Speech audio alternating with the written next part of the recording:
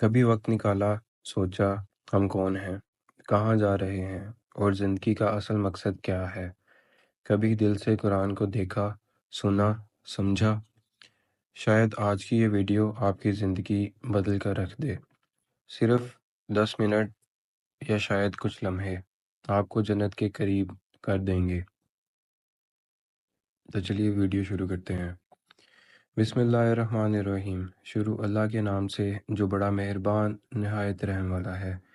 اے اللہ کے بندو، اے نبی پاک صلی اللہ علیہ وآلہ وسلم کے امتیوں، سب سے پہلے السلام علیکم۔ آپ سب پر سلامتی ہو، آپ سب کے گھر والوں پر اور آپ سب کے دوستوں اور چاہنے والوں پر بھی۔ خوش آمدید آپ کے اپنے چینل اللہ والے پر۔ آج ہم جس کتاب کی بات کریں گے وہ صرف الفاظ کا مجموعہ نہیں، یہ اللہ کا کلام ہے، ہدایت کا نور ہے اور وہ راستہ ہے جو ہمیں دنیا اور آخرت دونوں میں کامیاب بناتا ہے۔ جی ہاں، ہم بات کر رہے ہیں اس پاک کتاب قرآن مجید کی۔ قرآن کیا ہے؟ قرآن پاک کوئی عام کتاب نہیں، یہ اللہ تعالیٰ کا آخری پیغام ہے جو نبی کریم صلی اللہ علیہ وسلم پر نازل ہوا۔ اللہ تعالیٰ قرآن میں فرماتے ہیں، یہ وہ کتاب ہے جس میں کوئی شک نہیں، ہدایت ہے پرہیزگاروں کے لیے۔ یہ کتاب ہدایت ہے، نور ہے، شفا ہے، رحمت ہے۔ قرآن صرف ایک کتاب نہیں بلکہ خالق کائنات کا کلام ہے جو براہ راست اللہ تعالیٰ نے نازل فرمایا۔ یہ نبی پاک صلی اللہ علیہ وسلم پر 23 سال کے عرصے میں اترا اور ہر آیت اللہ کی طرف سے ایک پیغام، ایک ہدایت اور ایک نصیحت ہے۔ قرآن کی خصوصیات۔ محفوظ کتاب۔ اللہ تعالیٰ فرماتے ہیں، ہم نے ہی اس ذکر قرآن کو نازل کیا اور ہم ہی اس کی حفاظت کریں گے۔ عالمگیر پیغام۔ یہ کتاب صرف عرب یا مسلمانوں کے لیے نہیں بلکہ پوری انسانیت کے لیے ہدایت ہے۔ معجزہ۔ قرآن کا سب سے بڑا معجزہ اس کی زبان، علم اور انداز بیان ہے جو 1400 سال گزرنے کے بعد بھی انسانوں کے دلوں کو ہلا دیتا ہے۔ روح کی غذا۔ جیسے جسم کھانے سے طاقت پاتا ہے ویسے ہی روح قرآن سے نور حاصل کرتی ہے۔ قرآن کیوں نازل ہوا؟ کیا صرف تلاوت کے لیے؟ کیا صرف ثواب کے لیے؟ نہیں، قرآن کا اصل مقصد ہدایت دینا، زندگی کا نظام بتانا، اندھیروں سے روشنی کی طرف لانا ہے۔ اللہ تعالیٰ قرآن میں فرماتے ہیں، یہ لوگوں کے لیے ہدایت اور واضح نشانیوں پر مشتمل ہے۔ قرآن ہمیں سکھاتا ہے زندگی کیسے گزاریں، اچھے اور برے میں فرق کیا ہے، اللہ کو کیسے راضی کریں، انسانوں کے ساتھ کیسا سلوک کریں، آخرت میں کامیابی کیسے حاصل کریں۔ ہر مسئلے کا حل موجود ہے اس کتاب میں۔ گھریلو مسائل، کاروباری فیصلے، اخلاقی معاملات، دشمنی، دوستی، دل کا سکون، ہر شے کا حل قرآن مجید دیتا ہے۔ قرآن ہمیں صرف نماز، روزہ یا عبادات ہی نہیں سکھاتا بلکہ انسانیت، عدل، اخلاق، صبر، رشتے، تجارت، معاشرت، دشمنی اور دوستی، دنیا اور آخرت کے تمام اصول سکھاتا ہے۔ اللہ تعالیٰ فرماتے ہیں، یہ کتاب ہم نے نازل کی تاکہ لوگ اس کی آیتوں پر غور کریں۔ صرف تلاوت نہیں کرنی بلکہ سمجھ کر پڑھنا اور عمل بھی کرنا ہے۔ قرآن کیسے زندگی بدلتا ہے؟ قرآن دل بدل دیتا ہے، کردار سنوار دیتا ہے، اندھیرے میں روشنی ڈال دیتا ہے۔ نبی صلی اللہ علیہ وسلم نے فرمایا، تم میں سب سے بہتر وہ ہے جو قرآن سیکھے اور آگے دوسروں کو سکھائے۔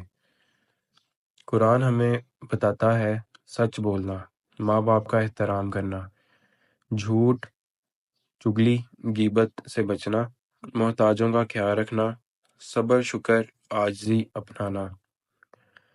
حضرت عمر رضی اللہ تعالیٰ عنہ سخت مزاج انسان تھے، لیکن جب آپ نے قرآن سنا دل نرم ہو گیا اور وہ اسلام کے سب سے عظیم الشان سپہ سالار بنے۔ قرآن صرف معلومات نہیں دیتا، یہ انسان کا دل بدل کر رکھ دیتا ہے، سوچ بدل کر رکھ دیتا ہے اور زندگی کے رخ کو سیدھا کر دیتا ہے۔ حضرت عمر رضی اللہ تعالیٰ عنہ جو اسلام کے سخت دشمن تھے، لیکن جب قرآن سنا تو فوراً اسلام قبول کیا۔ اللہ تعالیٰ قرآن میں فرماتے ہیں، اے محمد، ہم نے یہ قرآن تم پر اس لیے نازل نہیں کیا کہ تم مشقت میں پڑھو۔ نبی پاک صلی اللہ علیہ وسلم نے فرمایا، قرآن یا تو تمہارے حق میں گواہی دے گا یا تمہارے خلاف۔ قرآن جب دل میں اترتا ہے تو دل نرم ہو جاتا ہے، آنکھیں اشک بار ہو جاتی ہیں، غرور ختم ہو جاتا ہے، سچ بولنا آسان ہو جاتا ہے، عبادات کا مزہ آنے لگتا ہے، گناہوں سے نفرت ہو جاتی ہے۔ قرآن کو ترک کرنا ایک خطرناک حقیقت۔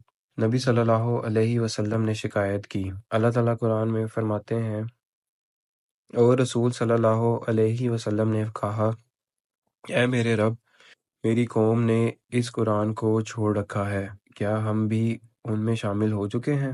ہمیں سوچنا چاہیے، ہمیں غور و فکر کرنا چاہیے۔ آج ہم قرآن کو صرف برکت، تویز یا رسم تک محدود کر چکے ہیں، لیکن اللہ چاہتا ہے ہم اس کو زندگی کا رہنما بنائیں۔ سب سے بڑا ظلم یہ ہے کہ ہم قرآن کو چھوڑ چکے ہیں۔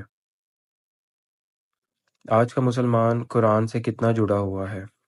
کیا ہم روز قرآن پاک کھول کر پڑھتے ہیں، یا وہ صرف الماریوں کی زینت بنا ہوا ہے؟